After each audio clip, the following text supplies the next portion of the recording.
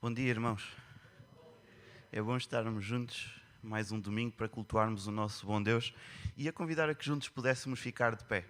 E vamos iniciar o nosso ato de culto com um cântico que diz: desperta o meu coração, eu quero ver-te, ver-te alto e elevado, brilhando com a luz da tua glória, derrama em nós o teu poder. Vamos louvar o nosso Deus que é santo, santo, santo. Não há Deus como o nosso Deus, o único e verdadeiro Senhor Deus, que merece toda a nossa dedicação e todo o nosso louvor. Então, com um espírito alegre e de louvor, vamos adorar o nosso Deus.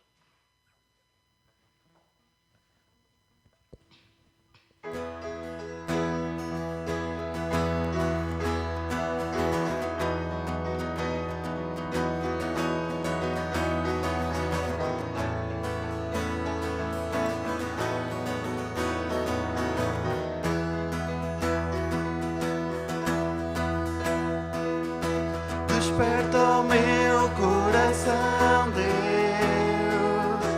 Desperta o meu coração. Eu quero ver-te. Eu quero ver-te. Desperta o meu coração, Deus. Desperta o meu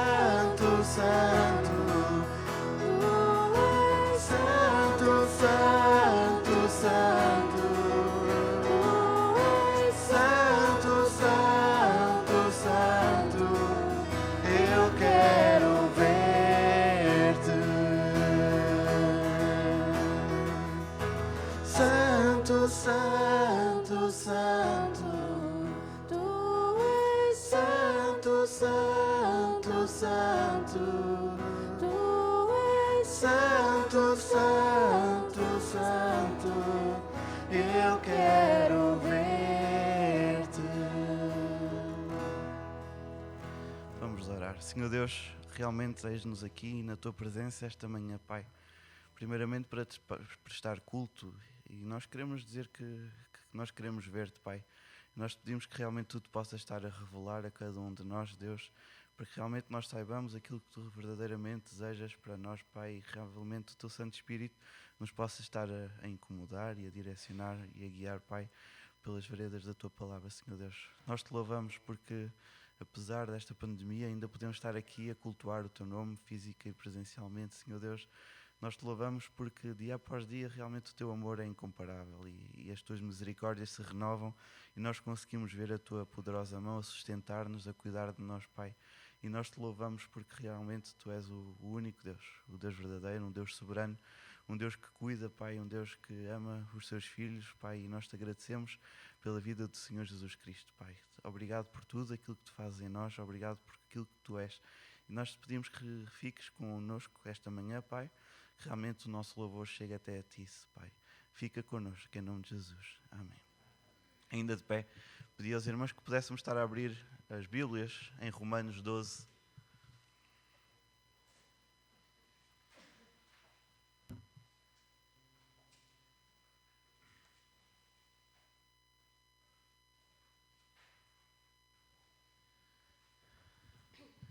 Romanos 12 e vamos estar a fazer a leitura do versículo 9 até ao versículo 21. Romanos 12, 9 até ao 21. O amor seja sem hipocrisia. Detestai o mal, apegando-vos ao bem. Amai-vos cordialmente uns aos outros, com amor fraternal, preferindo-vos em honra uns aos outros. No zelo não sejais remimissos, sede fervorosos de espírito, servindo ao Senhor. Regozijai-vos na esperança, sede pacientes na tribulação, na oração, perseverantes. Compartilhai as necessidades dos santos, praticai a hospitalidade. Abençoai-os que vos perseguem, abençoai e não amaldiçoeis. Alegrei-vos com os que se alegram e chorai com os que choram. Tendo o mesmo sentimento uns para os outros, em lugar de serdes orgulhosos, condescendei com o que é humilde. Não sejais sábios aos vossos próprios olhos. Não torneis a ninguém mal por mal. Esforçai-vos por fazer o bem perante todos os homens. Se possível, quando depender de vós, tende paz com todos os homens. Não vos vingueis a vós mesmos, amados, mas dai lugar à ira, porque está escrito: a mim me pertence a vingança, eu é que retribuirei, diz o Senhor. Pelo contrário, se o teu inimigo tiver fome, dá-lhe de comer, se tiver sede, dá-lhe de beber, porque fazendo isto, amontoarás brasas vivas sobre a sua cabeça. Não te deixeis vencer do mal, mas vence o mal com o bem. A palavra de Deus desafia-nos a sermos proativos. O amor de Deus faz com que nós cultivemos relacionamentos e faz com que nós realmente façamos aos outros aquilo que nós realmente gostaríamos que nos fizessem a nós, a cultivar o amor aos outros, a procurar as necessidades do nosso irmão. E o próximo cântico que nós vamos cantar é um cântico já antigo, mas diz, uma parte do refrão diz: na presença do Senhor ajuda-me, meu irmão, eu quero ser teu servo e te edificar de todo o coração, sem diferenças e sem competições, eu quero sempre te amar. O Senhor Deus e a palavra que nós lemos é de relacionamentos, amor ao próximo, um amor sem hipocrisia, um amor verdadeiro, primeiramente a Deus, acima de todas as coisas, e ao nosso próximo. Então vamos estar a cantar este cântico. Deus está levantando uma grande família.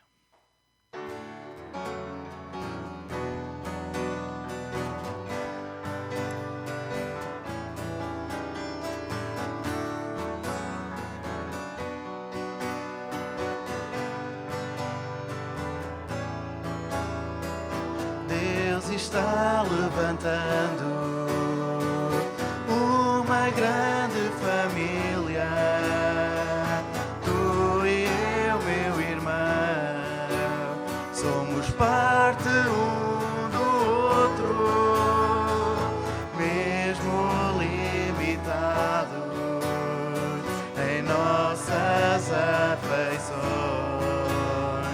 estamos crescendo juntos.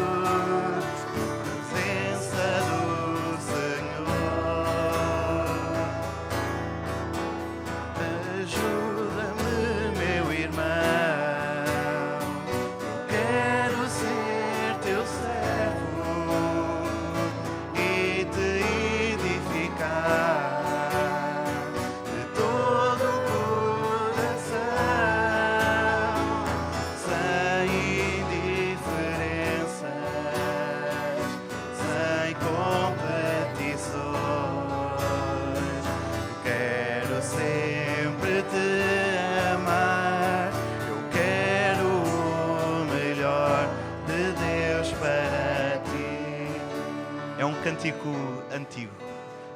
Eu lembro-me de cantar isto quando criancinha e estou certo que alguns irmãos não conhecem este cântico, mas este cântico desafia-nos a construir o corpo de Cristo, a construir família, a cultivarmos relacionamentos entre nós, a servirmos o nosso próximo, a servirmos o nosso irmão. Então nós vamos repetir esta música e na parte do refrão desafiava-os mesmos a olharem para o vosso próximo e a dizer: eu vou cuidar de ti, eu vou te edificar, eu vou te amar, eu vou te servir. Que verdadeiramente nós possamos cultivar um espírito que o Senhor Jesus Cristo deseja para a sua igreja.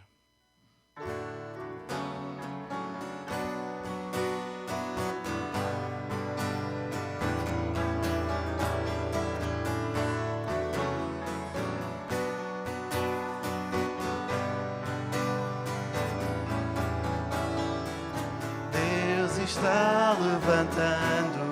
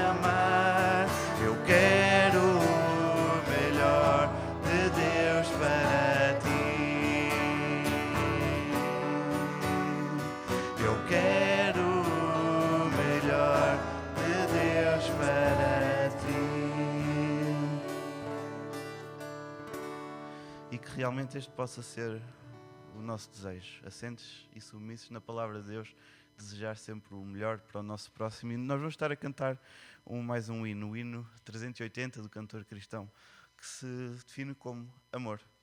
Um hino bastante conhecido, e durante este tempo nós vamos estar a fazer a recolha dos dízimos e das ofertas, vamos estar a consagrar ao nosso Deus parte do mundo que o nosso Deus nos dá a cada dia.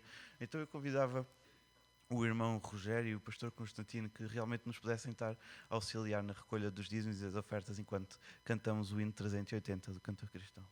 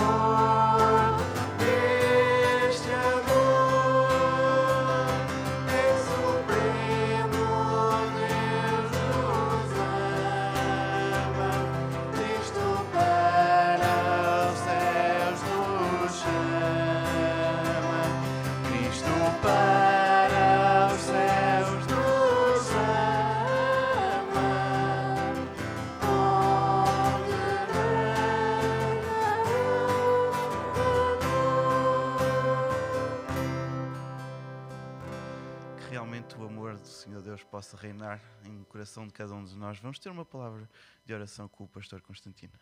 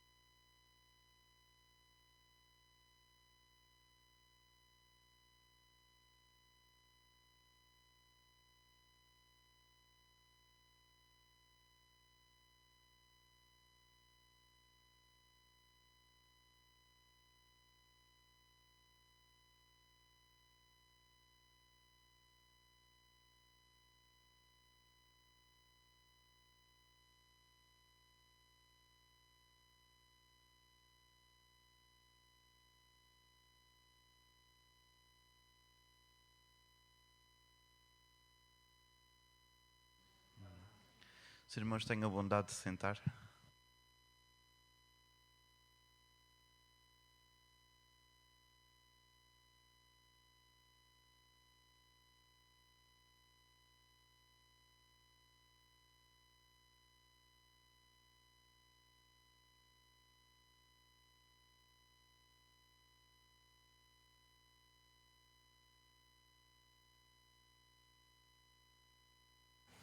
Bom dia, irmãos. Estamos na segunda metade do mês de outubro. Já vivemos alguns desafios, alguns obstáculos, já passámos por algumas situações menos felizes, mas estamos certos de que teremos muito para viver unidos neste mês de outubro. Então eu vou convidar que possamos juntos abrir as nossas Bíblias em Filipenses, no capítulo 2, e vamos perceber que cada um destes desafios, cada um destes momentos de alegria também, é verdade, porque vamos ter momentos de alegria ao longo deste mês de outubro, vamos vivê-los de uma maneira unida. E então, nesta manhã, eu gostava que mantivéssemos sempre as nossas Bíblias abertas e vamos ler os primeiros 4 versículos, mas vamos fazê-lo de uma forma pausada. Vamos ler Filipenses, capítulo 2, versículo 1, diz assim: Portanto, se há alguma exortação em Cristo, se há alguma consolação de amor, se há alguma comunhão do Espírito, se há alguns entranháveis afetos e compaixões, completai o meu gozo, para que tenhais o mesmo modo de pensar, tendo o mesmo amor, o mesmo ânimo, pensando a mesma coisa. Nada façais por contenda ou por vanglória, mas com humildade cada um considere os outros superiores a si mesmo. Não olhe cada um somente para o que é seu, mas cada qual também para o que é dos outros. Vamos orar? Nesta manhã, Senhor, queremos estar unidos. Queremos procurar na Tua Palavra a orientação para a nossa vida nesta manhã. E fala-nos através do Teu Espírito. Mostra-nos como devemos depender de Ti. Em Teu nome, Jesus, nós oramos. Amém. Então, olhando para o versículo 1, portanto, se há alguma exortação em Cristo, se há alguma consolação de amor, se há alguma comunhão do Espírito, se há alguns entranháveis afetos e compaixões, percebemos que uma igreja unida, versículo 1, irmãos, sente as emoções.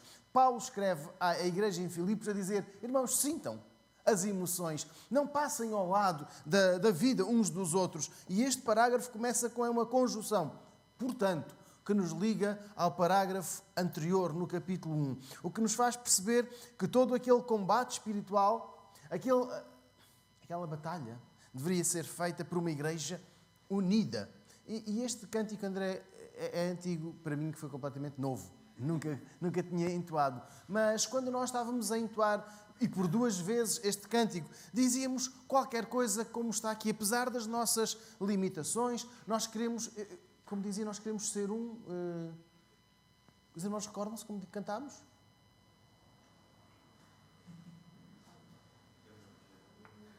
Irmãos, quando nós estamos a cultuar a Deus, versículo 1, temos de procurar perceber que aquilo que cantamos é para Deus, mas também é para dizer uns aos outros. O André pediu-nos que olhássemos uns para os outros. Eu faço parte de ti. Uma igreja unida, versículo 1, sente as emoções. E fala aqui no versículo 1 da consolação de amor. Ou seja, este é um sentimento, esta é uma emoção, este não é um riscar de fósforo que de vez em quando funciona, outras vezes não. Estamos a ver aqui versículo 1, consolação de amor. Eu pedi a alguém que pudesse abrir em 2 aos Coríntios, capítulo 1, versículo 3 e 4, 2 aos Coríntios.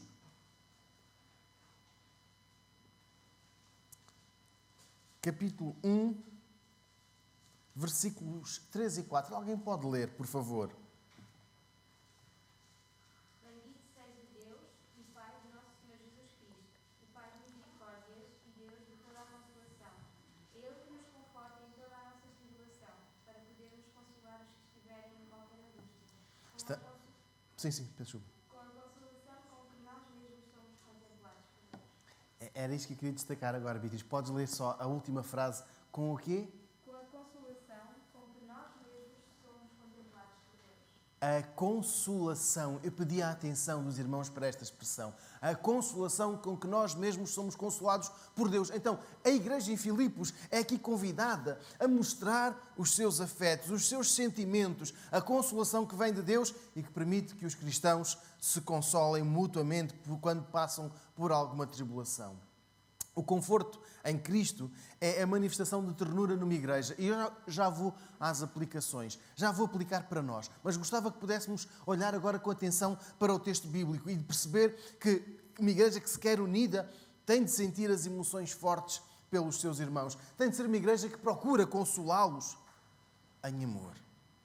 A igreja em Filipos tinha de ser uma igreja próxima, afetuosa, sensível. E como diz o texto, vivendo a comunhão no Espírito. Uma igreja a viver a comunhão no Espírito, próxima, sensível, mas vinculada pelo Espírito Santo. Paulo utiliza repetidas vezes a condicionante se, e vamos encontrá-la muitas vezes ao longo desta epístola.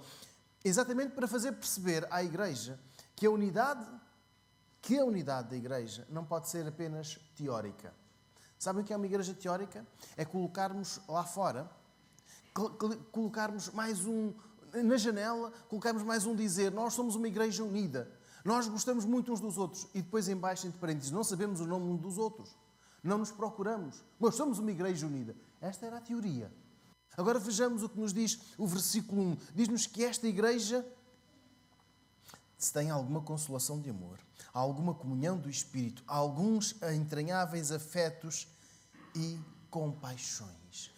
Que texto bonito, que versículo bonito para nós percebermos que a igreja tem de estar unida e estar a viver esta comunhão sem camuflar as emoções. Há pouco tempo falava com o André e a Beatriz acerca de um ministério que conheci numa igreja dos Estados Unidos, que era de novas mães. Mães solteiras não, novas mães. Ou seja, havia um grupo de senhoras que já tinham experimentado a maternidade há alguns anos, os filhos já tinham, ou mais novos já tinham uns 10, 12 anos, e havia um grupo de novas mães. Então, estas mulheres já com mais experiência de filhos, sentiram a necessidade de auxiliar as jovens daquela igreja que estavam a experimentar a maternidade pela primeira vez. E aquelas reuniões que passaram a ser tão bonitas, que dizia este irmão que passou, ou aliás foi um dos beneficiários desta experiência, quando o seu primeiro filho nasceu, que sentiu em casa, que se sentiu apoiado de primeiro até ao último dia que tiveram necessidade. Então aquelas mulheres mais experientes cuidaram da sua família, cuidaram deles, e não só com as questões práticas em termos de choro, de mudança de fralda, mas depois estando lá presentes em suas casas. E realmente existia uma identificação forte entre aquelas mães. Mas uma destas senhoras percebeu que não havia identificação espiritual. Voltando ao versículo 1, havia afeto, havia carinho, havia ternas compaixões, mas sabem que faltou àquele grupo? Uma identificação espiritual. E este irmão que me contou falou de que aquele ministério desapareceu na igreja. Houve necessidade de voltar, versículo 1, às emoções, é certo, mas, como diz o versículo 1, comunhão do Espírito, exortação em Cristo.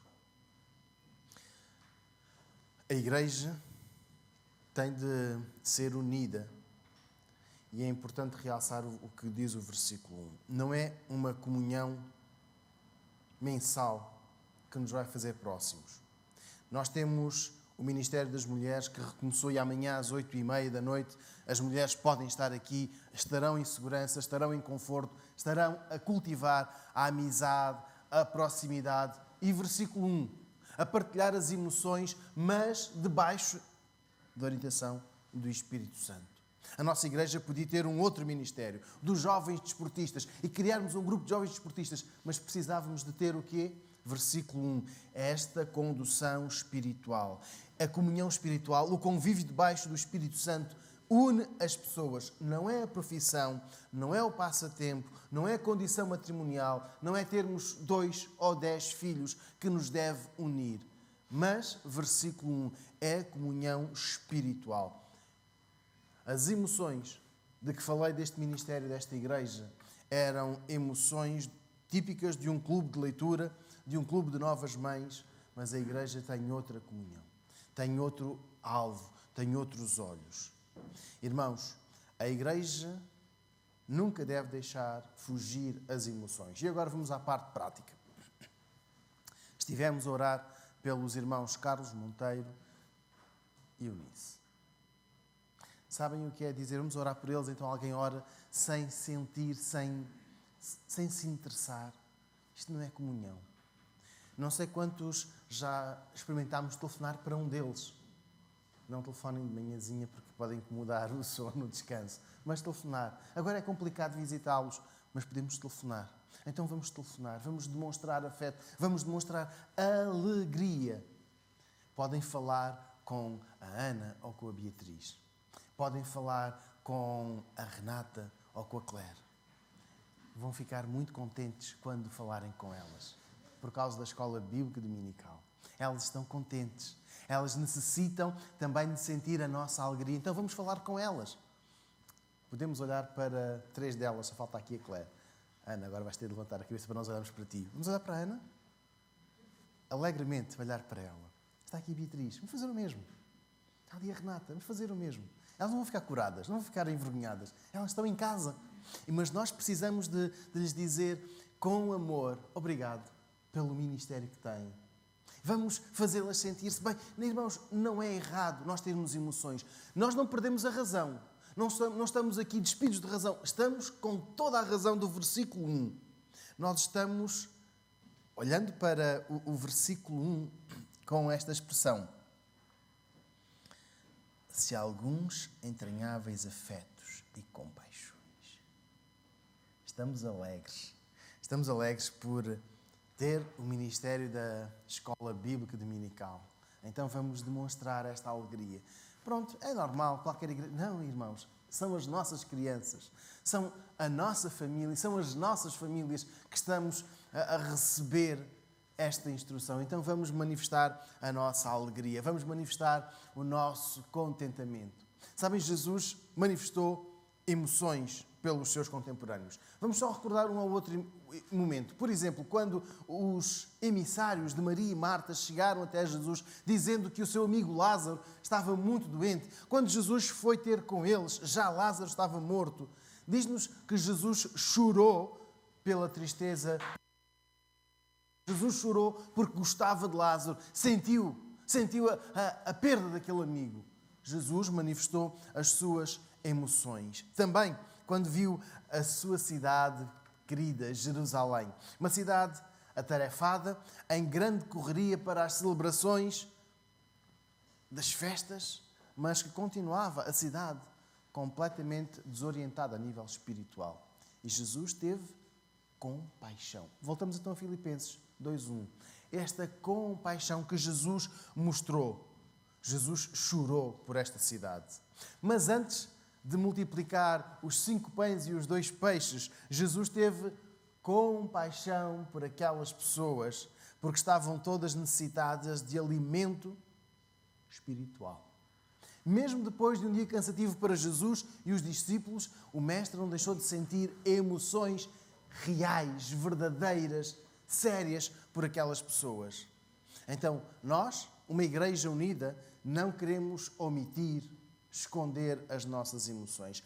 Precisamos ser mais fortes. Irmãos, nós não nos podemos abraçar, é verdade. Nós não nos podemos expressar em termos de carinho físico nos dias de hoje, é verdade. Mas isso não significa que não possamos, mesmo com a máscara, dizer: eu amo-te, meu irmão. Eu quero ser parte da tua família, da tua vida. E passar das palavras aos atos. Estarmos aqui. Hoje estamos com pessoas que nos alegram muito. E para quem nos visita, que se sinta muito bem, nós queremos que se sinta bem. E não apenas da boca para fora, queremos abraçá-lo. O Juan. está aqui connosco. Vamos fazê-lo sentir-se bem. Vamos fazê-lo sentir em sua casa, em nossa casa. Precisamos de ter amor, sensibilidade, cuidado, afeto, carinho, para fortalecer a nossa comunhão espiritual. Sensibilidade para perceber que aquilo que alguém me vai dizer é para nosso bem. Há pouco, quando falava de nós cumprirmos as distâncias, de nós ficarmos em casa se tivermos algum tipo de sintoma ou se estivermos em contacto com alguém infectado, então vamos manter uma certa distância, resguardarmos-nos, ficarmos em casa. É também preocupação com os outros, convosco. Amar-vos, cuidar de vós. Então, a igreja em Filipos é chamada a viver assim e nós também. Olhamos para as igrejas, quer em Jerusalém, quer em Antioquia, e percebemos que é este o caminho que queremos seguir em Viseu. Ser generosos, amorosos com os irmãos, cuidar de cada um, da saúde. E mostrar afeto, mostrar as emoções, não é sinal de fraqueza. Martin Luther King Jr. dizia que nós, os cristãos, devíamos ter maior sensibilidade pelos outros, por aqueles que sofrem qualquer tipo de tribulação. E hoje temos alguns irmãos que não saem de casa porque fazem parte do chamado grupo de risco. Todos nós estamos nesse grupo, mas uns estão num risco mais elevado. E nós continuarmos a demonstrar o nosso afeto, a nossa emoção por estas pessoas, o nosso carinho, o nosso cuidado por essas pessoas. Está lançado o desafio, irmãos. Estas são as emoções que queremos ver reforçadas entre nós. A compaixão, a ternura, a sensibilidade, o conforto ou a consolação. Vamos procurar o irmão Carlos Monteiro esta semana. Está bem? Vamos procurar a irmã Eunice esta semana. Mas para quem esteve no culto de quarta-feira, tem mais nomes. Certo? Vamos orar na próxima quarta-feira. Vamos estar juntos. Quando partilharmos os nossos motivos de oração, vamos recordar e vamos orar e depois vamos perguntar como está, como evoluiu. Nada disto advém de nós, mas do Espírito Santo. E para tal, pedi um de nós pudesse ler primeiro aos Tessalonicenses, capítulo 5, versículo 19. Primeiro aos Tessalonicenses 5, 19. Uma voz bonita que se faça ouvir, por favor.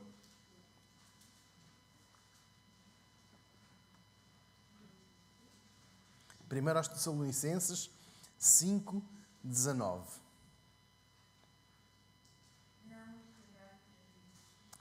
Pois é. Precisamos de não extinguir o espírito. Mostrar o nosso afeto, mostrar a preocupação, ter uma comunhão espiritual, não social, significa que não podemos extinguir o espírito. Vamos investir na nossa igreja, nas nossas vidas esta semana. É um desafio. Uma igreja unida procura, investe tempo. Mas diz-nos Filipenses 2:2: completai o meu gozo para que tenhais o mesmo modo de pensar, tendo o mesmo amor, o mesmo ânimo e pensando a mesma coisa. É uma igreja que busca, que procura versículo 2, este amor, este modo de pensar, este ânimo e esta mesma coisa. Se pararmos aqui no ânimo, temos tanto para dar. Existem alguns relatos na Bíblia que nos falam sobre o ânimo. Quando Deus chamou Gideão, sabem, no meio de 7 anos de grande aflição, os midianitas estavam a oprimir a terra. E sabem como é que o anjo o saudou? Tem ânimo, homem valente. E Gideão começou a dizer, eu não posso, como é que eu posso sentir ânimo? Se num passado os nossos pais falavam do Senhor estar connosco e agora estamos a servir os midianitas. Como é que eu posso ter ânimo? De Deus. Uma igreja unida busca o ânimo da parte de Deus. Uma igreja unida é aquela que ouve o que Jesus diz quando está em casa com tanta gente a ouvi-lo, e eis que 4 amigos decidem fazer um buraco no teto e descem, extraordinário, uma maca com um paralítico. E diz-nos o texto que Jesus, vendo-lhes a fé, disse: tende bom ânimo. Estamos a ler Filipenses 2:2. Uma igreja unida é assim mesmo. Uma igreja que, unida, tem o ânimo espiritual. Ouve estas palavras da parte de Deus.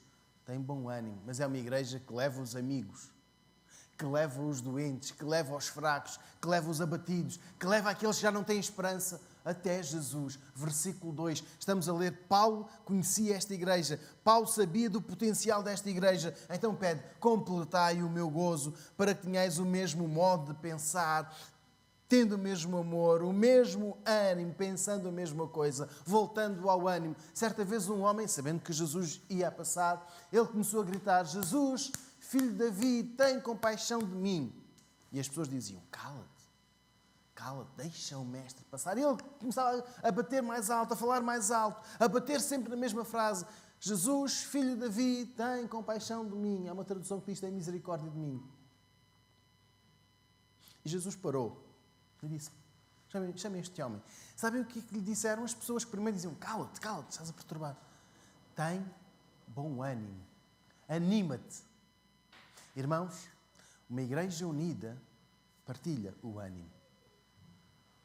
Uma igreja unida estimula os outros a crescer. Se quisermos voltar aqui a ler o versículo 2. Completa o gozo, porque tem o mesmo modo de pensar, tem o mesmo amor e tem o mesmo ânimo. E o ânimo, irmãos, não é saber que nós conseguimos, que a vacina que a União Europeia está a anunciar, que vai chegar para toda a população da Europa e, quem sabe, chegar até um pouco mais longe, sermos generosos para outros povos. Não, a nossa esperança não está na vacina, está naquilo que Paulo tinha, que a igreja de Filipos tinha, e que nós temos o ânimo da parte de Deus. Esta semana que passou foi bonita. Para outros foi muito cansativa. Para outros não foi tão bonita. E a palavra que queremos deixar esta manhã, versículo 2. Irmãos, tenhamos o mesmo ânimo. Deus está a cuidar de si. Nem todos tivemos problemas no trabalho. Nem todos tivemos situações complicadas na escola. Nem todos tivemos problemas de relacionamento na nossa família. Nem todos passamos e querem agora estar a esmiuçar situações onde possamos não ter tido problemas, mas que outros poderão ter. E a palavra vem aqui, versículo 2. Ânimo. O ânimo da parte de Deus. E Paulo conhece esta igreja e pede: completai o meu gozo. E nós conhecemos uns aos outros. Irmãos, vamos completar a alegria, vamos enriquecer a alegria uns dos outros, vamos ter o mesmo ânimo, vamos pensar, versículo 2, a mesma coisa. Isto não tem a ver com a Assembleia de logo, de hoje às 5 da tarde, onde todos somos chamados a ter a mesma opinião. Não, é mentira. Estamos a falar de pensar a mesma coisa no ânimo espiritual. O nosso ânimo vem de Deus. A nossa alegria, a nossa vontade de vencer é-nos dada pelo Espírito Santo. E se algum de nós que aqui está nesta manhã passou ou está a passar por uma situação complicada, eu não vou dizer vai ficar tudo bem. Eu vou dizer ânimo, porque Deus tem compaixão de si. Porque Deus tem misericórdia de si. Versículo 3. Uma igreja unida. Nada façais por contenda ou por vanglória, mas com humildade, cada um considera os outros superiores a si mesmo. É verdade, versículo 3 fala-nos aqui sobre a humildade. Não é sobre a umidade. A umidade é diferente. Esta vai aparecer nas nossas casas e vai estragar as nossas paredes, vai estragar os nossos móveis, mas aqui o versículo 3 não está a falar nada que estrague, pois não? Está a falar da humildade. Tem lá o L que faz toda a diferença entre a umidade que corrompe, que estraga, e a humildade que eleva. A humildade era algo, irmãos, que caracterizava Jesus. Por isso a igreja em Filipos é chamada a cultivar esta mesma humildade. Queremos saber como? Jesus começou a atingir uns níveis de popularidade que envergonhariam o presidente Marcelo Rebelo de Sousa. Jesus começou a ter uma popularidade tal. É verdade que ele tinha milagres, curava pessoas e ele era mais popular do que o governador romano, mais popular do que o rei, mais popular do que qualquer outra pessoa, qualquer outro mestre que pudesse aparecer em Israel. Ele era muito popular. E sabem o que Jesus cultivou? Popularidade? Não. Humildade. E a igreja em Filipos devia seguir este exemplo de humildade de Jesus. Versículo 3. Considerar os outros superiores. Tendo Jesus como a referência, a entrega. Tendo Jesus como o ponto de partida e o ponto de chegada da humildade, conseguimos perceber que a parte final do versículo 3 não seria assim tão difícil. E cada um considera os outros superiores a si mesmo. Mas como é que Jesus foi humilde? Irmãos, temos tantos momentos. Eu vou destacar um. Jesus lavou os pés aos discípulos. É verdade. Percebemos que Jesus está com os 12 a preparar a Páscoa e eles chegam ao espaço onde estavam reunidos e Jesus começa a lavar-lhes os pés. Pedro diz, calma, não pode ser, os papéis estão invertidos. Eu devo estar desse lado e tu deste. E tu estás a lavar-me os pés? Uma vez Jesus apanhou os discípulos a conversarem sobre um assunto só entre eles, entre nós. Qual de nós é o maior? E quando o mestre se aproximou e quis saber do tema da conversa, todos se calaram. Agora aplicando para nós, todos nos calámos. Ficámos todos calados. E um começou a subir para o ar, o outro teve de ir buscar ali um papel, ou de buscar uma caneta, enfim. Não quiseram dizer a Jesus por vergonha daquilo que estavam a conversar, de um assunto tão banal que não era importante. Mas compreendendo o que se passava, Jesus disse que, Marcos 9, 33 e 35, se alguém quiser ser o primeiro, será o último e o servo de todos. Se alguém quiser ser o primeiro, será o último e o servo de todos. Então, uma igreja unida cultiva a humildade. Aplicando à igreja em Filipos, os irmãos deviam servir uns aos outros, colocando sempre os interesses, as necessidades dos outros em primeiro lugar. Primeiro, os irmãos de Filipos deviam servir e só depois serem servidos. Isto é humildade. Agora, retomando o relato em que Jesus lavou os pés aos discípulos. Quando Pedro percebeu que estavam com os papéis invertidos, sabem o que Jesus lhes disse? Ora, se eu sou o Senhor e Mestre, vos lavei os pés, vós deveis também lavar os pés uns aos outros. Está em João, no capítulo 13, dos versículos 1 a 14. Ora, se eu, Senhor e Mestre, vos lavei os pés, vós deveis também lavar os pés uns aos outros. A aplicação para nós. A humildade vai atrás dos outros. Jesus não esperou que os discípulos fizessem uma fila para vir até ele, para que ele lhes lavasse os pés. Não foi, pois não? Foi Jesus, diz-nos o texto de João 13, que saiu da mesa, pegou numa bacia com água e com as suas roupas começou a lavar os pés aos discípulos. Foi Jesus que os chamou, foi Jesus que tomou a iniciativa de lhes lavar os pés e fê-lo, olhando para o versículo 3, não por vanglória, mas por humildade. Creio que estas palavras são suficientes para nós começarmos a cultivar a humildade, como uma característica normal de quem foi transformado pelo Espírito Santo. Não existem cristãos vaidosos em Viseu e nem existem falsos humildes. Aliás, estávamos a ler em Romanos, no capítulo 12, dizer o amor seja não fingido. Não há amor fingido. Ou há ou não há. Então, nós sabemos que a humildade não é um nome, não é um título, não é uma herança, é uma característica espiritual. Uma característica espiritual que tem Jesus como referência. Gostaríamos muito de voltar a ter um almoço comunitário. Gostaríamos muito de estar juntos para um almoço. Não sabemos quando voltaremos a estar, mas quando estivermos juntos novamente, vamos recordar-nos de uma igreja unida. E vamos ver quem serve ou quem fica à espera de ser servido.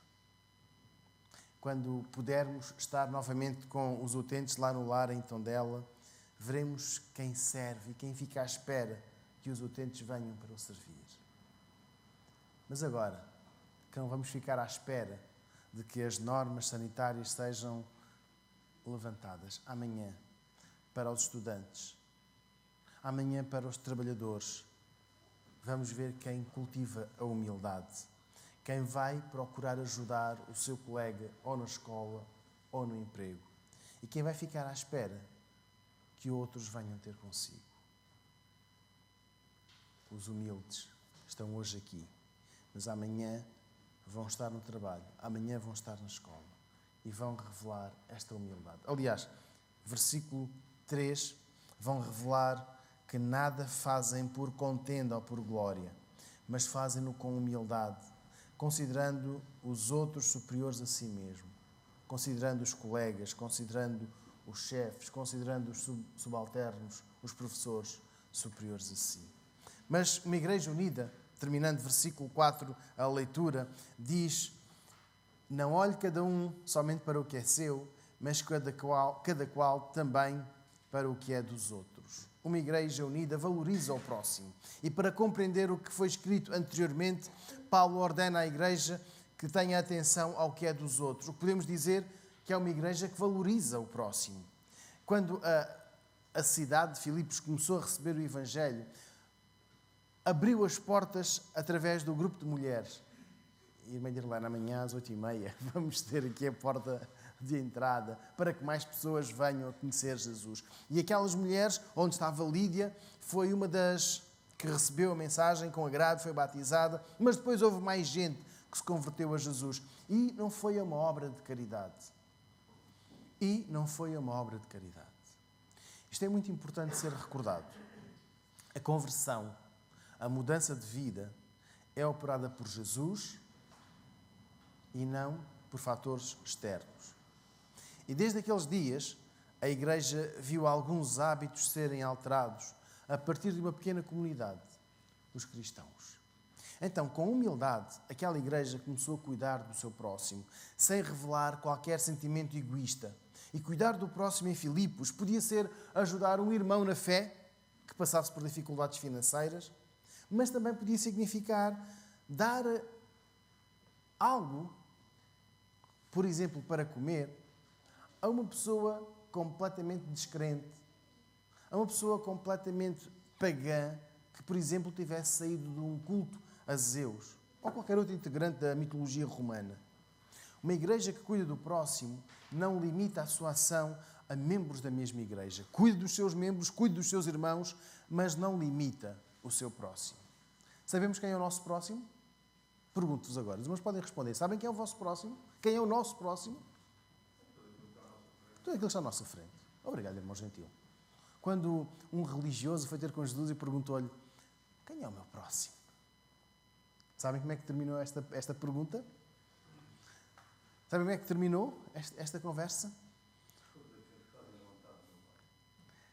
Terminou com uma história onde aparecia um sacerdote, um levi, um anónimo morto e um samaritano. O quê, Jesus? Um samaritano ser o meu próximo? Aquele sacerdote podia ser, aquele levita também, mas o samaritano.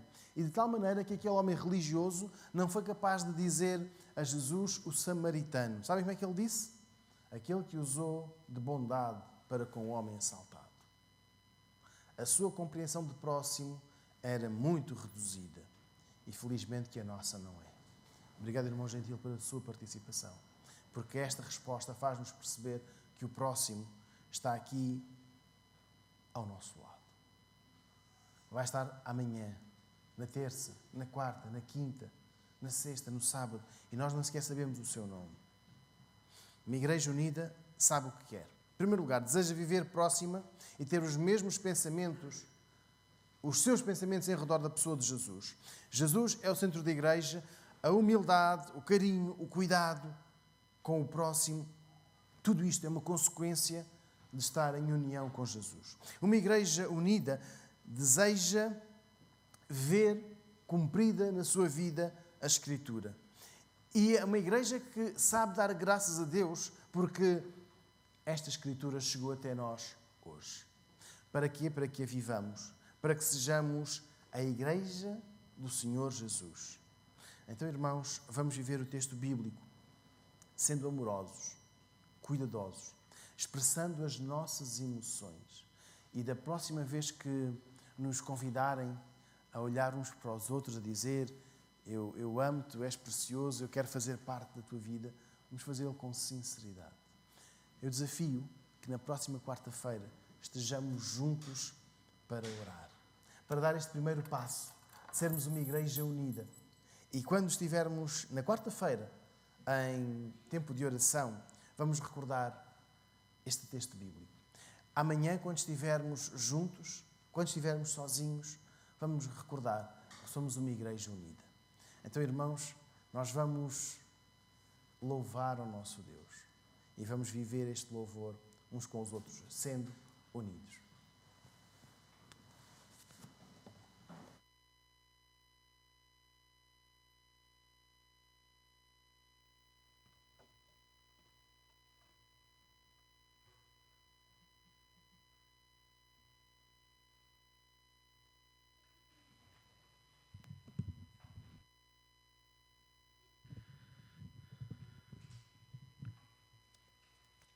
Vamos terminar este ato de culto com uma oração cantada. E esta oração diz: quero ser mais como tu, ver a vida como tu. Nós temos o exemplo do Senhor Jesus Cristo na sua palavra, então compete-nos seguir o seu exemplo. Vamos terminar de glória em glória te vejo. Quando tu mais te conheces, eu quero saber mais de ti.